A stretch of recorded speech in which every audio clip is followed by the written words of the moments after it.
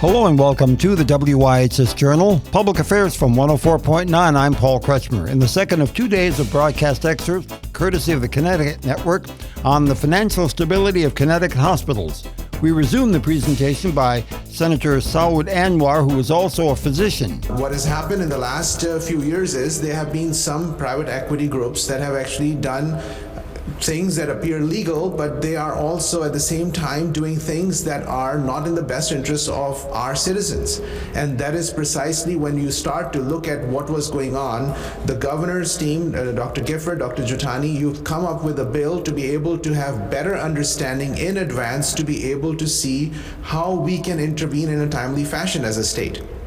This issue is getting so much attention that we have about 5 bills with CON related, certificate of need related issues to be addressed, and we have many of these bills are about private equity and involvement. Now, healthcare is something that is very critical.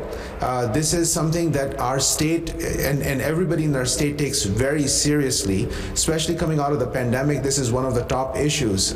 This bill helps us be in the right place for information, but also be part of the recognition of the changing landscape. If there are decisions that are going to be made by some of the business entities or not-for-profit entities as well, which are going to have an impact where the state has to intervene, the state needs to know in advance.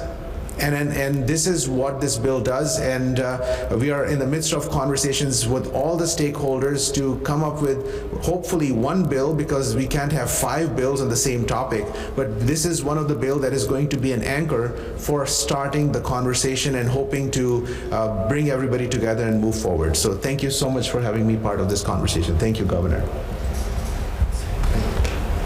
Thank you, Senator, and now it's my pleasure to introduce Governor Lamont. Yeah, they know I'm coming up there.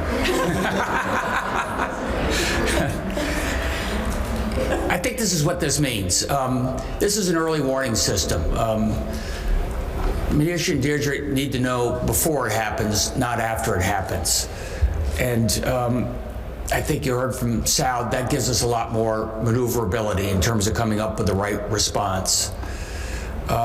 Our hospital systems across the state are in good shape. We have some of the very best in the country right here. So proud of that. Some of our hospitals are going through some real stress.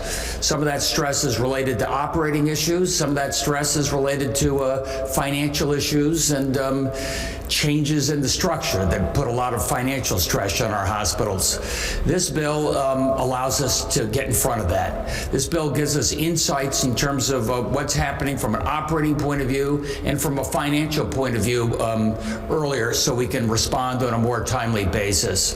It gives Manish, as she pointed out, if we see something wrong, we want to respond. It's not simply a matter of pulling a license, it's also the ability to have civil fines and hold people accountable and get them right back on the right course. We went through this as a nation 15 years ago after the financial asset crash in the banks, and we put in place something called a stress test. And to me, this is similar. This is a stress test for our hospitals, so we know how they're doing earlier on, knowing what changes have to be made to keep them going forward, and also hold those accountable that if they're playing financial games that have the possibility of really hurting the underlying operations of the hospital, we'll be able to hold them accountable. So, Sal, thank you for getting this through a Public Health Committee. Let's keep going. I have a question about the Senate Bill 9. I was wondering if a hospital were to, like Prospect did, sell its buildings and grounds to a real estate investment trust, would that now have to go for your office for review? Could you explain how that would work? Go ahead. Yes, it does not currently need to undergo review, and in fact did not in the case that you mentioned. But with passage of this bill, that type of transfer of asset would undergo review, would require a certificate of need. And the options with a certificate of need would be approve without conditions, deny, or approve through a negotiated settlement. So that would allow the office to impose conditions if there was an indication that the transaction might impact quality, safety, access, equity, the statutory standards that we look at. And how does this get at that whole private equity? Because I read real quickly through your fact sheet.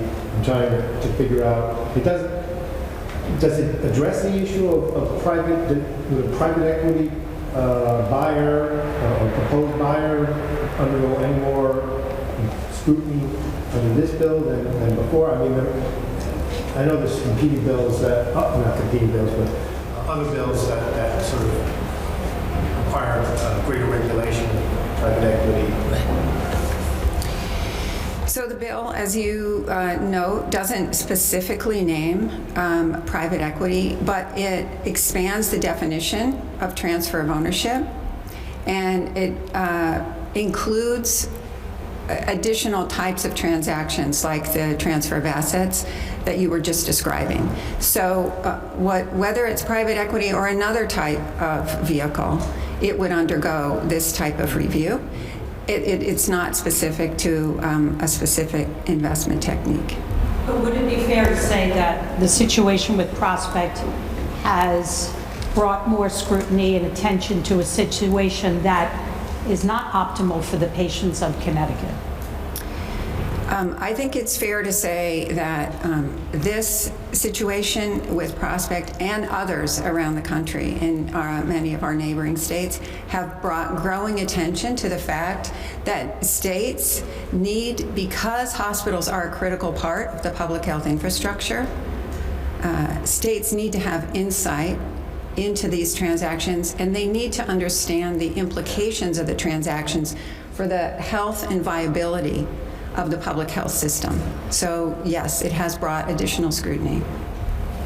But Dr. Giussani, you gave us the example of someone, if a hospital or a healthcare facility failed to timely report an adverse event, they could get a fine. But I would imagine, wouldn't it be sort of an escalating sort of situation, or something so egregious?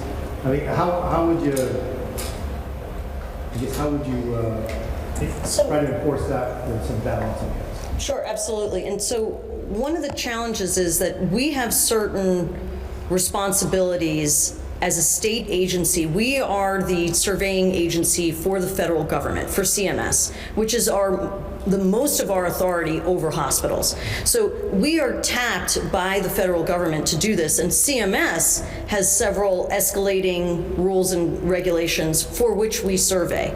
But as a state of Connecticut, we also have some additional things that we've said beyond what the feds say a good functioning hospital and escalating recourse that we could have by the federal government standards. We have certain standards that are unique to Connecticut. So as an example, another example, let's say somebody comes in with a non-fatal overdose.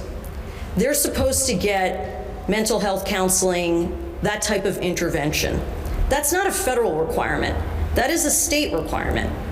If that doesn't happen, we have no major recourse that we could really hold a hospital accountable for. And most certainly there is sort of an escalation as you described. If there's one thing going on, maybe there's something else going on, maybe it would eventually end up meeting some federal requirement. What we're trying to do is have those early warning signs, have the ability to get in there to ensure quality and safety early in the process, and to try to prevent more serious things from happening down the road. Our two-part series on the financial stability of Connecticut hospitals concluded with remarks from the Commissioner of Public Health, Manisha Jathani. Earlier you heard the voice of Governor Ned Lamont and also Senator Saud Anwar, who is also a physician. For further information, call us at 860-346-1049, 860-346-1049. Thanks to the Connecticut Network for making this possible. The opinions expressed are those of the participants, not necessarily those of the staff or management of the station. I'm Paul Kretschmer on the WIHS Journal, Public Affairs from 104.9 WIHS.